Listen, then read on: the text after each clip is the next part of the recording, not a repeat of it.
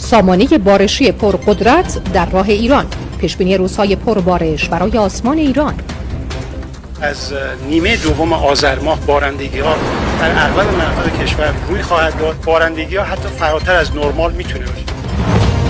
شاید این مهمترین خبری باشه که این روزا منتظر شنیدنش هستیم. برف و بارون در راهه. انشالله از نیمه دوم آذر ماه بارندگی‌ها در اغلب مناطق کشور روی خواهد داد. بارندگی‌ها حتی فراتر از نرمال میتونه باشه. حالا ما کمی در همون اواخر آذر ماه، در همین نیمه دوم آذر تا دی ماه.